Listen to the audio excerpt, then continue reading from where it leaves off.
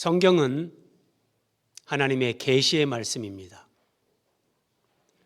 우리는 성경을 통해서 하나님이 어떤 분인지를 알 수 있습니다. 성경을 통해서 하나님의 영원한 계획이 뭔지 우리는 알 수 있습니다. 성경을 통해서 인생이 뭔지, 사람이 왜 살아야 되는지 그 진리를 깨달을 수 있습니다.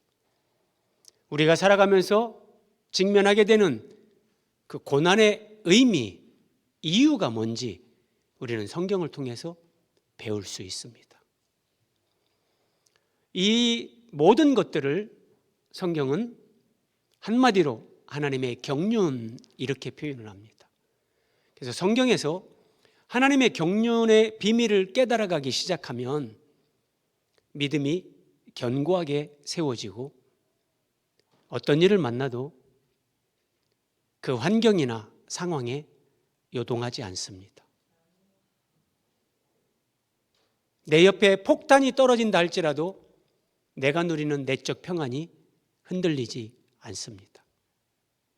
성경은 이런 것들을 우리에게 가르쳐주는 위대한 하나님의 말씀입니다. 창세기 1장은 하나님의 창조 기사를 기록하고 있습니다. 표면적으로 보면 창조에 관한 이야기 같습니다. 그러나 창조에 관한 그 말씀 속에 하나님이 우리에게 주시는 핵심은 예수 그리스도 안에서 우리를 새롭게 빚으시는 새 창조, 예수 그리스도와 구원, 인생이 뭔지, 하나님이 우리 인생 가운데 무엇을 이루어 가시는지 이런 놀라운 것들을 창세기 1장도 우리에게 계시해 주십니다. 오늘 창세기에 나타난 하나님의 마음, 창조 기사인데 거기에 우리를 향한 하나님의 마음이 표현되고 있습니다. 말씀을 보면서 함께 은혜를 받겠습니다. 창세기의 저자는 모세입니다. 모세가 언제 창세기를 기록했는가? 그것까지 성경에 나오진 않습니다. 우리가 추론을 할 수 있는 것은 모세가 이스라엘 백성들을 출애굽시켜서 시내산에 도착하고 시내산에서 하나님으로부터 율법을 받고 성막의 계시를 받습니다. 그리고 성막을 완성하기까지 약 11개월을 시내산에 머뭅니다. 학자들은 모세가 이때 하나님으로부터 계시를 받고 성령의 감동 감화하심 가운데 이 성경을 기록했을 것이다. 모세가 5권을 기록하는데 창세기, 출애굽기, 레위기, 민수기, 신명기, 모세오경이라고 하죠. 자, 우리는 여기에서 한 가지 생각을 해야 되는데, 하나님께서 모세를 통해서 창세기를 기록하시는 겁니다. 그럼 창세기 1장도 지금 모세가 기록을 하는데, 모세는 이스라엘 백성들을 출애굽, 하나님의 구원 역사에 쓰임받은 사람, 그리고 모세가 기록한 이 창세기 1장부터 이 창세기, 이것을 처음 읽는 독자는 출애굽한 이스라엘 백성들입니다. 그래서 하나님은 모세와 출애굽한 이스라엘 백성들에게 창세기 1장을 통해서 하나님이 천지 창조를 하실 때 이렇게 했어. 그리고 이 창조는 실제적이야, 이렇게 과학적이야, 이런 식으로 하나님이 창세기를 기록해 주시는 것이 아니라 애굽의 바로 밑에서 노예 생활을 하던 그들이 유월절 어린 양의 피로 구원을 받고 지금 시내산에 왔는데 진정한 구원이 뭔지, 인생이 뭔지, 하나님이 이루어 가시는 구원이 뭔지 이걸 깨닫게 해주시고, 이집트에서 그들을 건져내서 홍해를 건너고 시내산까지 이스라엘을 인도한 그 하나님은 도대체 어떤 분이신가, 이것을 가르쳐 주는 것이 창세기 모든 성경의 기록 목적입니다. 창세기 1장도 그렇다는 겁니다. 그래서 우리는 창조 기사를 보면서 하나님 말씀이 정말 창조에 대한 어떤 과학적으로 뭔가를 우리가 입증하는, 거기에 초점이 있는 것이 아니라 하나님의 구원 계시, 창세기 1장에 나타나는 예수 그리스도, 예수 그리스도를 통해서 우리를 구원하시는 하나님의 구원, 이런 것들이 뭔지 이것을 우리는 볼 수 있어야 되는 겁니다. 창세기 1장 1절입니다. 같이 한번 읽어보겠습니다. 시작. 태초에 하나님이 천지를 창조하시니라. 성경 맨 처음으로 기록되는 단어 태초에 히브리어로 베레시트 그럽니다. 베레시트.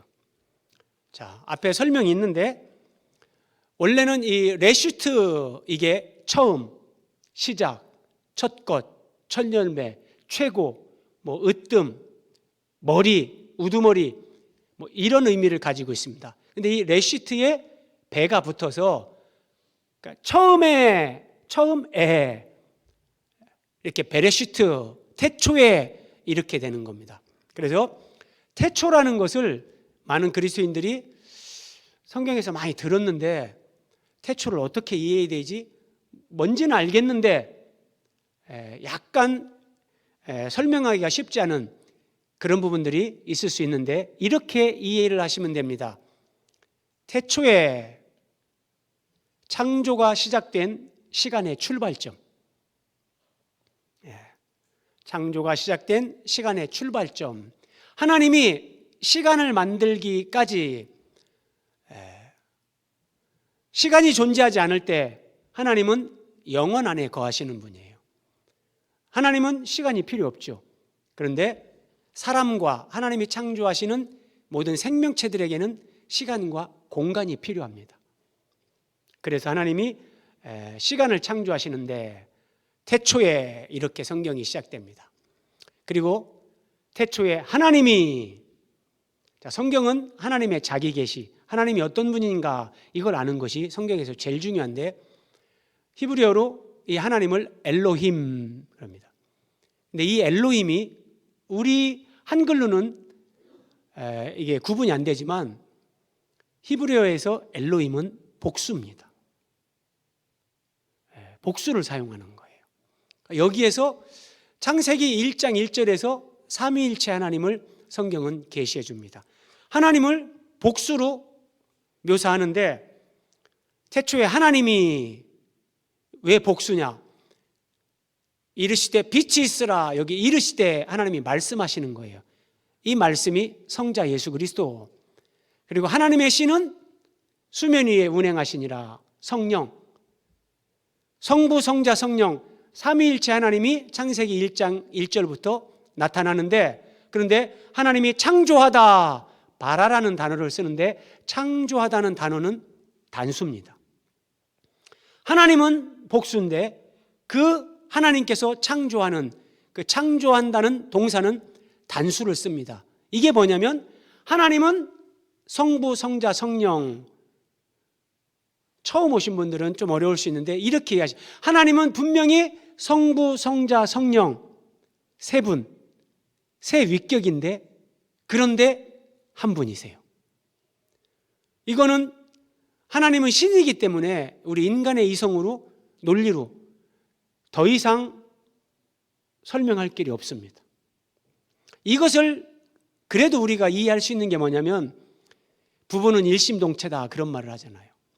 분명히 남편과 아내가 있는데 결혼해서 살면서 두 인격인데 한 마음, 한 몸이 되어져 가는 거예요. 하나님이 삼위일체라는 건 매우 중요하거든요. 자, 어쨌든 이걸 통해서 우리가 알 수 있는 하나님은 어떤 분이신가? 하나님은 영원하신 분. 영원은 시간 개념 밖에 있는 겁니다. 그 영원하신 하나님이 우리를 위해, 인생들을 위해 시간을 창조하신 겁니다.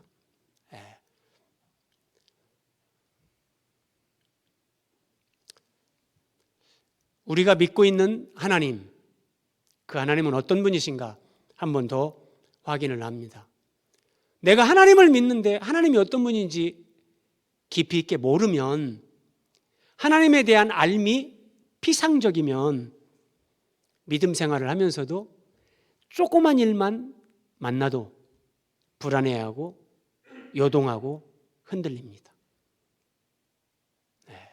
그런데 하나님이 어떤 분인지를 알면 다니엘이 사자굴에 들어가도 눈도 끔찍하지 않는 그런 담대함, 그런 평안, 이걸 누린다니까요. 자, 하나님은 어떤 분이신가? 하나님은 시간을 창조하신 분, 그러니까 시간 밖에 계신 분이에요. 스스로 계신 분, 자존자.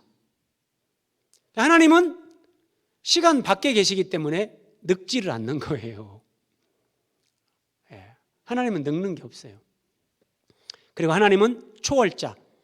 사람은 시간과 공간 안에서만 존재할 수 있습니다. 그런데 하나님은 그 시간과 공간을 초월합니다. 계시록 5장 6절에 보면 예수님을 7눈 그리고 성령을 7영 이런 식으로 표현하는데 놀라운 말씀입니다. 자, 7은 성경에서 완전수를 가리키는데, 자, 7눈이다. 하나님이 거하시는 셋째 하늘, 그리고 이 우주 공간의 둘째 하늘, 우리가 바라보는 저 파란 하늘 스카이, 이게 첫째 하늘. 하나님이 창조한 세계가 이렇게 3층천으로 되어 있는데, 7눈이라는 것은 그 3층천의 세계에 우주가 됐든 내 내면 세계가 됐든 어디가 됐든 하나님이 보시지 않는 데가 없다는 거예요. 7영이다. 하나님이 영으로 존재하시는데 영이신 하나님이 계시지 않은 곳이 없다는 거예요.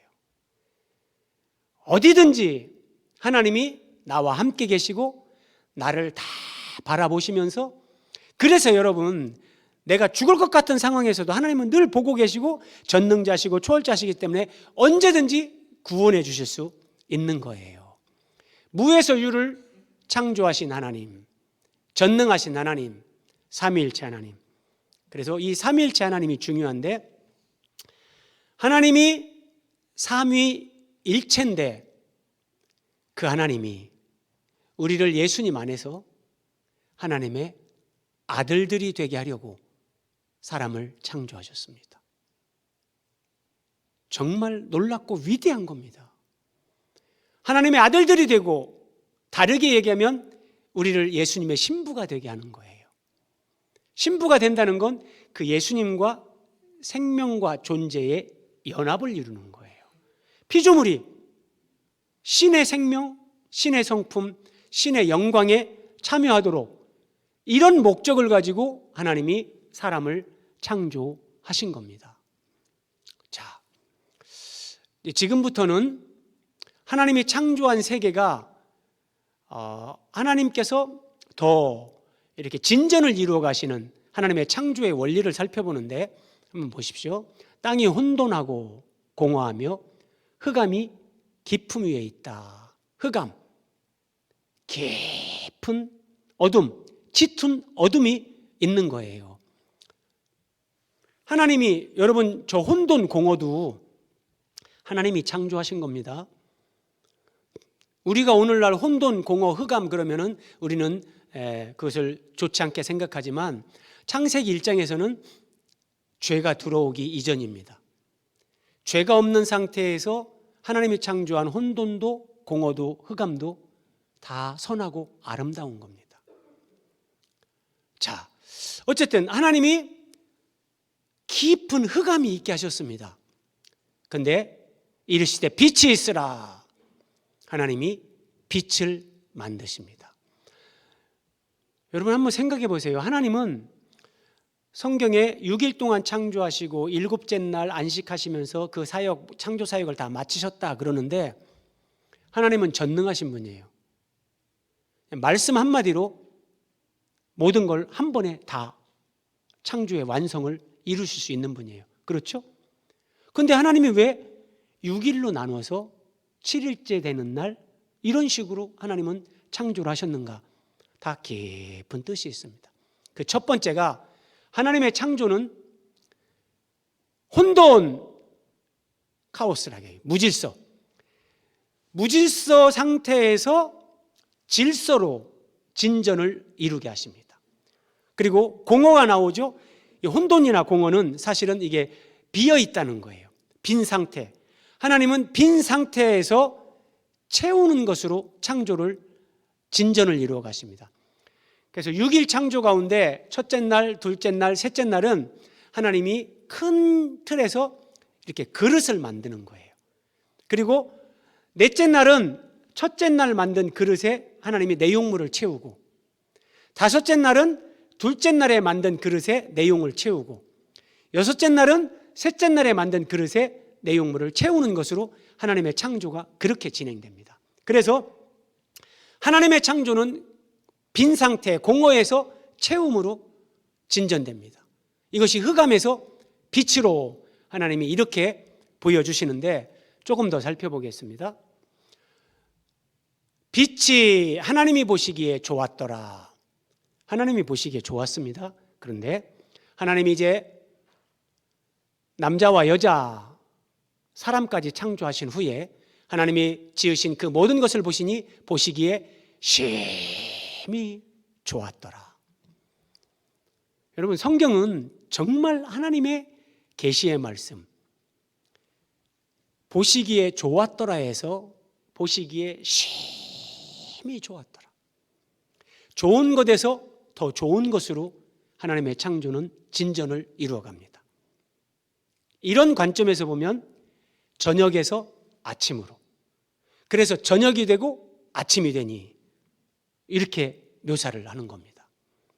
자, 정리를 하면 하나님의 창조는 저녁에서 아침으로, 그리고 우리가 지난 2시간 동안 살펴본 것, 낮은 생명에서 높은 생명으로. 하나님이 제일 먼저 생명체를 만든 것은 풀입니다. 의식도 없는, 그러나 생명이에요. 그 풀 생명에서 이제 씨 맺는 채소, 그 다음에 씨 가진 열매 맺는 나무, 물고기, 새, 짐승, 사람, 생명이 낮은 단계에서 높은 단계로 하나님께서 그렇게 진전을 이루어 가십니다. 앞에서 살펴본 것처럼 보시기에 좋았더라, 좋은 것에서 심히 좋았더라, 더 좋은 것으로 하나님의 창조가 이렇게 진전된다는 거예요. 그러니까 하나님이 한 번에 뭔가를 다 만들어 놓고 금 나와라 뚝딱 이런 식으로 하시는 게 아니라 이렇게 진전을 이루어 가신다는 거예요. 그래서 성경 전체를 보면 창세기 1장에서 하나님의 첫 창조가 나오는데, 성경 마지막 계시록 21장과 22장에 가면 하나님의 새 창조가 나옵니다. 신비라니까요, 여러분. 첫 창조로 시작을 하지만 새 창조로 완성이 됩니다. 자, 그러면 이제 여기서 우리가 생각해야 됩니다. 하나님은 창조를 하시면서 좋은 것에서 더 좋은 것으로 진전을 이루어 가시는 이런 창조 원리를 창세기 1장에 기록해 주셨습니다. 그러면 이 성경을 읽는, 하나님을 믿는 사람들에게 하나님은 이걸 통해서 무엇을 말씀하시는 건가, 이거를 생각하고 이 깨달음을 얻어야 되는 거예요. 창조를 하나님이 진전을 이루면서 하셨든지, 좋은 것에서 더 좋은 것으로 하나님이 창조하셨는가 보지, 그러면 아무런 의미가 없습니다. 그것이 사람에게도, 나 개인에게도 적용이 된다는 겁니다. 하나님이 남자와 여자를 창조하시고 보시기에 심히 좋았더라. 여러분, 아기가 태어났을 때, 우리 부모님들 첫 아기 태어났을 때 한번 생각해 보세요. 남들은 애가 못 낳느니 뭐라니 하더라도 부모 눈에는 표현할 수가 없는 거예요. 너무 이뻐가지고요. 그 생명의 감격, 그 생명의 희열, 그 자체가 그냥 신비해요. 하나님이 우리가 갓 태어난 생명을 보면서 너무 사랑스러워하고 이뻐하는 것처럼 하나님이 아담과 하와를 보시면서 보시기에 심히 좋았더라. 아이고 이뻐라. 하나님이 이렇게 하셨는데, 사람의 창조는 그게 끝이 아니라는 거예요. 하나님은 보시기에 심히 좋은 상태의 사람을 더 좋은 단계로 하나님이 진전을 이루게 하십니다. 그게 뭐냐면 창세기 2장에 하나님이 그 일곱째 날을 복되게 하사 거룩하게 하셨으니, 보시기에 심히 좋은 상태의 사람을 거룩한 존재로 하나님이 변화시킵니다. 거룩이라는 것은 하나님의 속성입니다. 하나님에게 표현되는, 하나님과 관련된 그런 표현이지 우리에게 거룩 이런 표현을 할 수가 없어요. 그런데 하나님은 사람을 보시기에 심히 좋은 상태로 창조하셨지만 하나님의 생명과 성품에 참여하는 존재로, 우리를 거룩한 존재로 진전시킵니다. 하나님은 이걸 말씀하시고 싶어서 창조를 한 번에 뚝딱 하시지 않은 거예요. 여러분 한번 생각해 보세요. 예수님의 생명이 내 생명이 되고 내가 예수님과 연합된다. 이게 그래 내 아들 예수의 생명하고 네 인간들 생명 막 기계로 찍어내듯이, 벽돌 찍어내듯이 쿵 찍어내가지고 그렇게 만들어질 수 있는 게 아니에요. 생명은 그렇게 안 돼요. 뭐냐면 내 자아의 생명이 있는데 내가 예수님을 영접하는 거예요. 그럼 생명이신 예수님이 내 안에 오셔서 인생이라는 기간, 그 과정을 거치면서 정말 하나님이신 예수님과 내가 생명과 존재의 연합을 이루어 가도록 하나님이 우리를 처음부터 그렇게 계획하시고 우리를 그렇게 만드시고 이 땅에 태어나게 하신 거예요. 자, 그래서 하나님을 믿지 않는 사람들은 뭐 이런 걸 알 수가 없잖아요. 근데 우리가 예수님을 믿는 우리는 이런 것을 알고 살아가야 되는 거예요. 모르고 살아가면 참 힘들고 어렵습니다. 왜냐하면 살아가다가 한 번씩 내가 원치 않는 고난을 만나거든요. 내가 원치 않는 십자가를 내가 지게 된다고요. 그럴 때 이런 것을 모르면 하나님 왜 나에게 이렇게 하십니까? 그게 아니라 하나님의 창조 목적대로 우리를 거룩한 존재로 변화시키기 위해서 하나님이 그런 과정을 허락할 수밖에 없다니까요. 그리고 또 하나, 우리가 거룩한 상태로 그 진전을 이루어 가야 되지만 또 하나는 하나님이 우리에게 세상을 맡겨주셨어요. 그래서 우리는 이 세상을 더 아름답게 만들어 가야 돼요. 문화명령이라고 하죠. 그래서 정말 우리는 이 자연보호라든지 이런 걸 시작으로 해서 사람들이 살아가는 이 세상이 더 밝고 아름답게, 우리는 그런 부분에도 의식을 가지고 그런 사명을 감당해야 됩니다. 자, 지금까지 제가 설명드린 이런 부분들이 창조에 나타난 하나님의 마음입니다. 쉽게 설명하면 이런 거예요. 하나님이 우리에게 이렇게 말씀하시는 거예요. 사랑하는 내 딸아, 너 힘들지? 내가 다 알아. 네가 지금 인생이 완성이 아니라 내가 보기에 네가 심히 아름다운 존재지만 내가 너를 하나님의 생명과 성품에 참여하게 거룩한 존재로 내가 너를 이끌어가. 너 힘들고 아픈 거 내가 알아. 그런데 네 하나님이 누구냐? 너희들을 위해서 시간을 창조하신 하나님, 시간 밖에 계시는 자존자, 영원자, 전능자, 창조자, 무소부재하신 하나님 아니냐. 힘들어 하지만 네 하나님을 신뢰하면서 나 따라와. 한 걸음 한 걸음 따라와. 그러면 내가 너를 그렇게 세울 거야. 이게 창조에 나타난 하나님의 마음이에요. 형제님들 똑같아요. 사랑하는 아들아, 너 세상에서 가장으로, 남편으로, 자식으로 살아가는 거 참 힘들지? 내가 알아. 내가 알아. 근데 너를 내가 사랑하지만, 너를 내가 기뻐하지만 그 상태에서 거룩한 상태로 끌어올리기 위해서 내가 네 삶 가운데 때로는 고난도 허락하고 십자가도 허락한다. 그러나 너희 하나님이 누구냐? 전능하시고 사랑이시고 자비롭고 은혜로우신 하나님 아니냐? 나를 믿고 따라와. 내가 너 책임진다. 이게 창세기 1장에 나타난 하나님의 마음이에요. 우리를 향해서 말씀하시는 하나님의 마음이란 말이에요.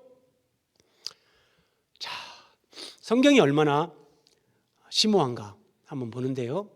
태초에 이 말씀이 베레시트라고 앞에서 살펴봤습니다. 그래서 레시트는 첫 것, 처음, 시작, 머리, 으뜸, 최고, 가장 좋은, 우두머리, 이런 의미. 그래서 태초에, 시초에, 그러니까 처음 시작할 때에 이게 베레시트, 이런 말이란 말이에요. 그런데 여러분, 예수님이 말씀하셨어요. 요한복음 5장 39절에서 모든 성경은 나에 대해서 증언하는 거다. 그리고 누가복음 24장에서 부활하신 예수님이 모세의 글과 선지자의 글과 시편에 나를 가리켜 기록된 모든 것이 이루어져야 하리라. 그러니까 모세의 글, 모세가 기록한 모세오경에 예수님에 대해서 기록되어 있단 말이에요. 많은 사람들이 오해를 합니다. 예수님이 기록된 거 우리도 이제 믿습니다. 그런데 마치 콩밥에 드문드문 콩이 있는 것처럼 성경에 드문드문 예수님이 있겠지, 그게 아니라 그냥 성경 전체가 예수님을 우리에게 보여준다, 이렇게 보셔야 맞는 거예요. 그래서 여러분, 창세기 1장에 창세기 1장 1절에 예수님이 어떻게 계시되는가 한번 보겠습니다. 자, 레시트, 베레시트, 태초에. 그러니까 레시트라는 것은 시작, 처음, 첫 열매, 으뜸, 머리, 이런 뜻이라는 것을 기억하시면서 출애굽기 23장 19절입니다. 내 토지에서 처음 거둔 열매에 가장 좋은 것을 가져다가 너희 하나님 여호와의 전에 드릴지니라. 가장 좋은이 히브리어로 레시트.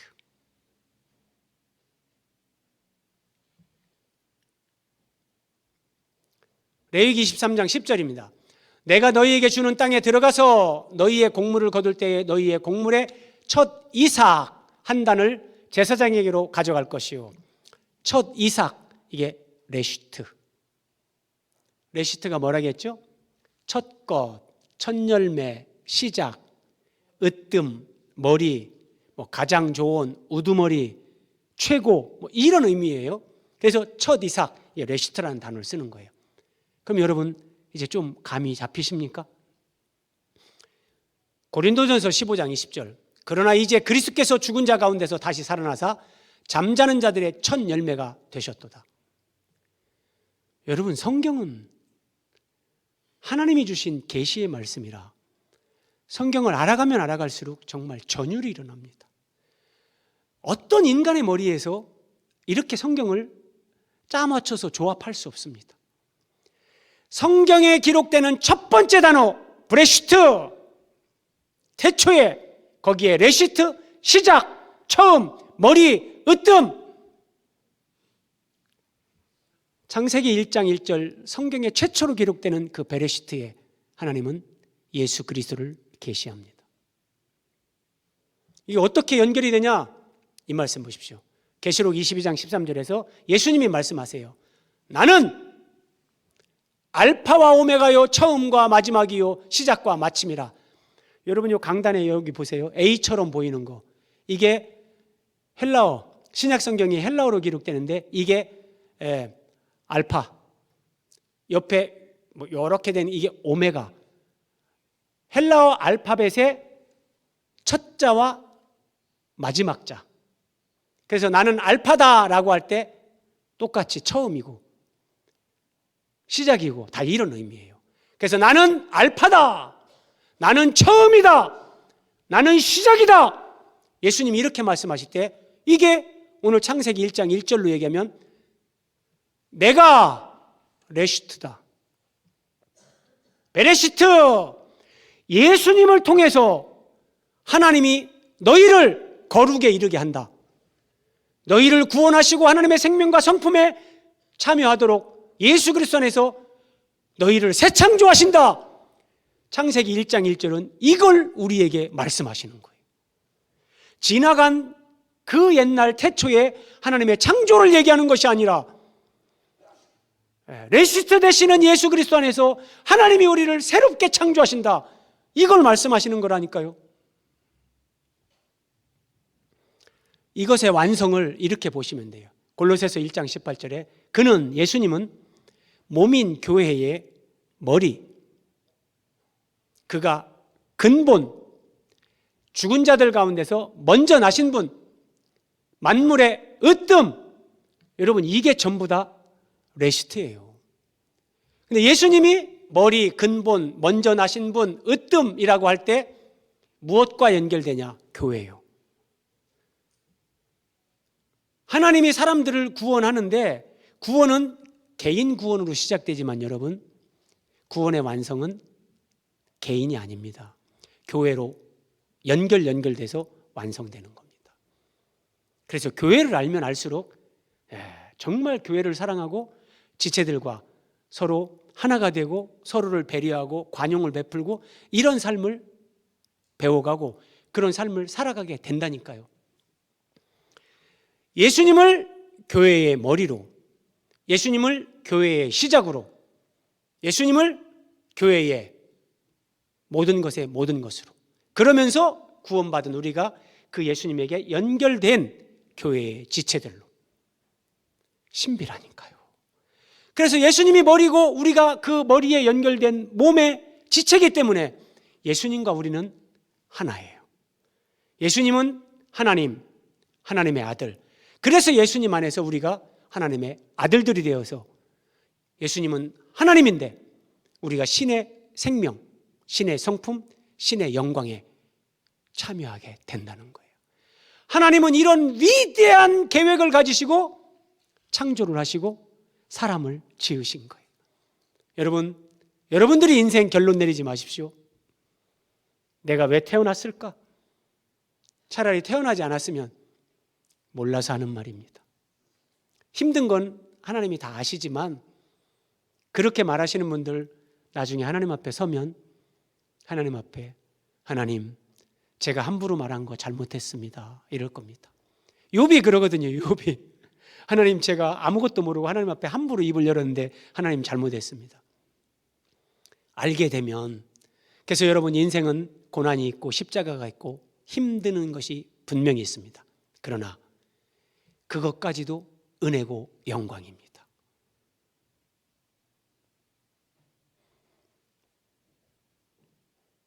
혼돈, 내 인생이 혼란스럽습니다. 공허, 내 인생에 뭔가가 비어있고 채워지지 않고.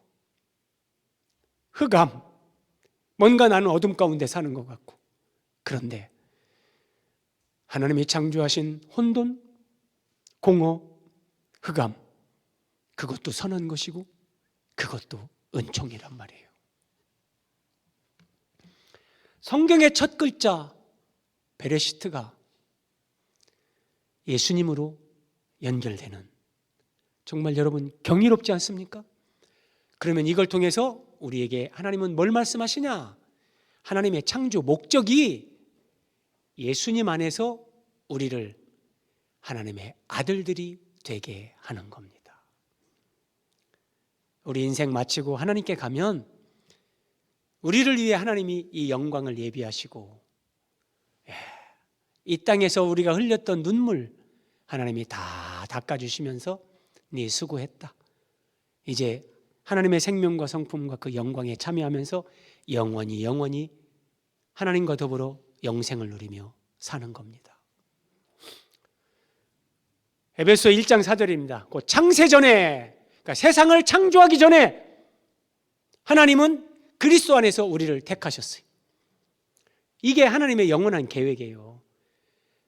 이런 계획을 가지고 세상을 창조하시고 우리를 이 땅에 태어나게 하시고 예수 그리스도로 말미암아 자기의 아들들이 되게 하셨다. 예수님을 믿고 살아가면서 저는 매일매일 생각할 때마다 감격스러운 것이 인생이 뭔지 진리를 알고 산다는 거예요.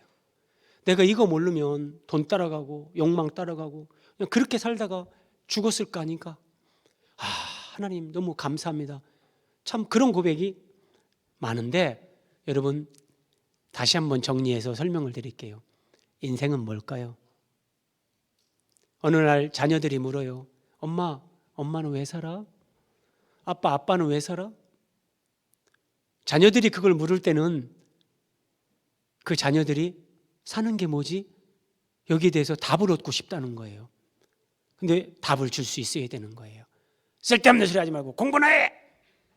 그러면 안 된단 말이에요. 그래? 앉아봐. 야, 너 수준 있는 질문하네? 이러면서 얘기를 해줘야 되는 거예요. 인생이란 사람이 태어나서 죽을 때까지 그 기간을 우리는 인생이라고 합니다. 그런데 놀라운 것은 사람이 태어나서 죽을 때까지 사는 그 인생을 우리가 사는데 내가 태어날 때 내 의지와 선택과 아무런 관련이 없다는 거예요.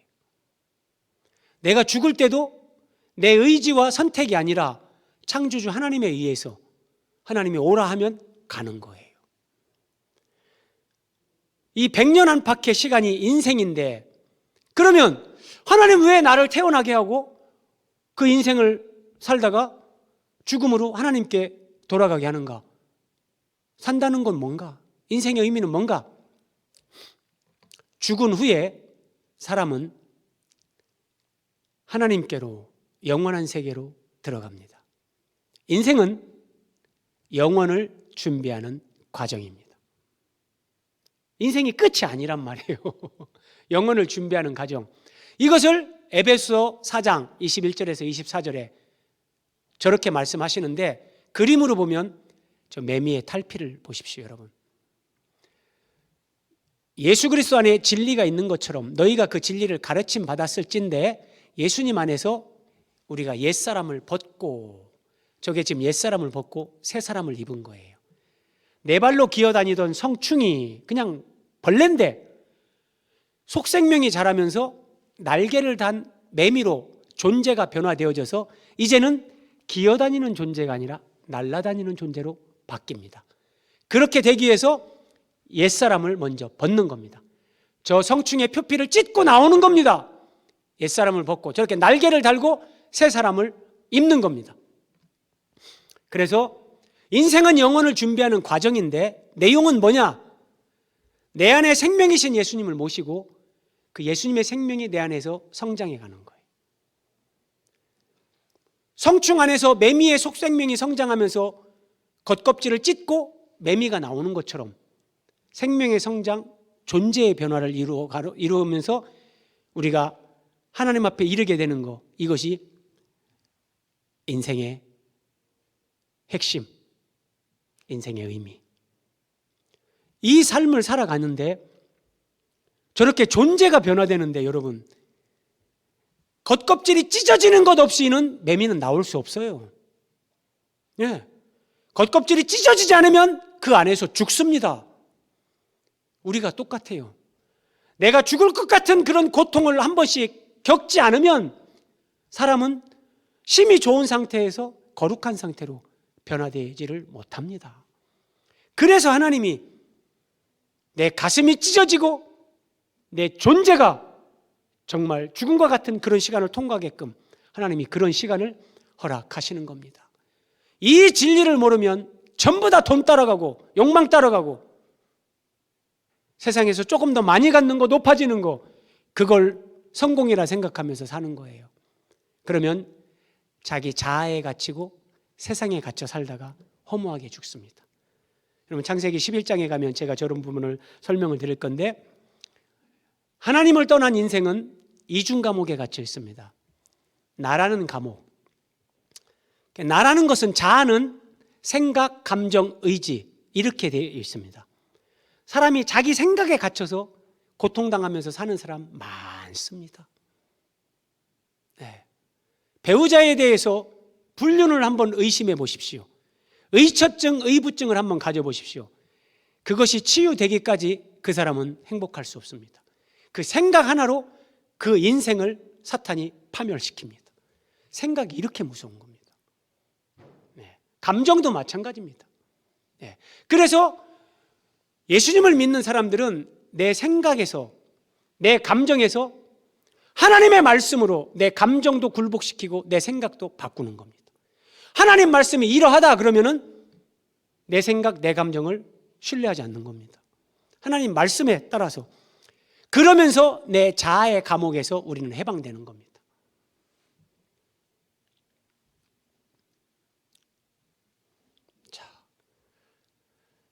이런 과정을 통과하면서 우리는 이제 천국에서 영생을 누리며 하나님의 영광에 참여하는 겁니다. 자, 하나님은 무에서 유를 창조하셨습니다. 하나님의 창조, 그렇죠? 잘 생각하셔야 됩니다. 그러면은 하나님은 그 물질적인 창조의 세계, 이걸 우리에게 얘기하는 게 본질이 아니라니까요. 자, 하나님은 나에게 없던 것, 무에서 유를 창조하시는데 우리에게 없었던 것, 우리에게 영생이 없습니다.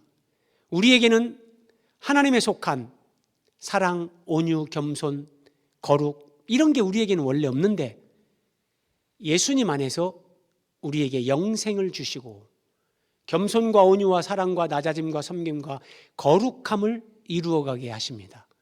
이것이 예수님 안에서 베레시트였죠? 레시트 되시는 예수님 안에서 우리를 새 창조하시는 하나님의 구원 역사. 그래서 무에서 유를 창조하셨다라고 할 때 개인적으로 적용하세요. 나에게 없는 것을 하나님이 있게 만드시는 분이에요. 사랑이 안 되고 용서가 안 됩니까? 하나님은 그걸 만드시는 분이라니까요. 내 안에서. 죽음을 두려워하십니까? 영생을 우리에게 주시고 그 영생을 누리게 하신다니까요. 마지막 화면입니다. 창세기 1장은 31절로 되어 있습니다. 근데 그 31절에 하나님이 32번 나옵니다. 하나님이 천지를 창조하시니라. 창세기 1장의 모든 주어는 하나님입니다. 무엇을 말씀하시는가? 하나님이 내 삶의 주어가 하나님으로 바뀌는 것이 구원을 이루어가는 하나님의 새 창조라는 거예요. 자, 요셉이 형들에 의해서 이집트의 노예로 팔려갔습니다. 여러분, 그것만 생각하면 진짜 억울하잖아요. 두고 봐라. 반드시 내가 복수하리라. 이게 사람이 가지고 있는 마음이에요. 그런데 하나님이 요셉의 마음 안에 없었던 것을 무에서 유를 창조하십니다. 하나님의 경륜을 깨닫게 하시고 하나님이 왜 이런 일을 허락하셨는지, 그래서 요셉은 형들에게 이렇게 고백합니다.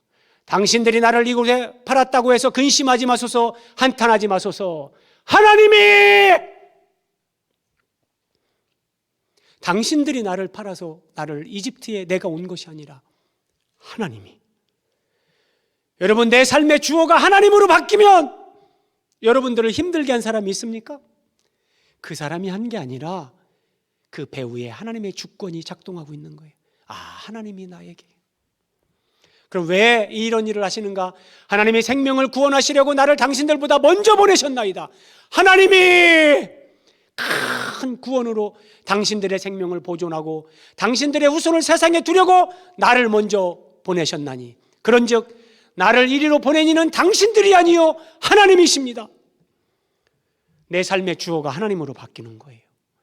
사람 원망하지 않고 환경 원망하지 않고 하나님이 내 삶 가운데 하나님이 하시는 하나님의 주권과 섭리를 바라보면서 예수 그리스도를 통해서 나를 지금도 새롭게 빚어가시고 하나님의 생명과 성품에 참여하는 거룩한 존재로 나를 변화시키는 하나님의 일하심을 보는 거예요.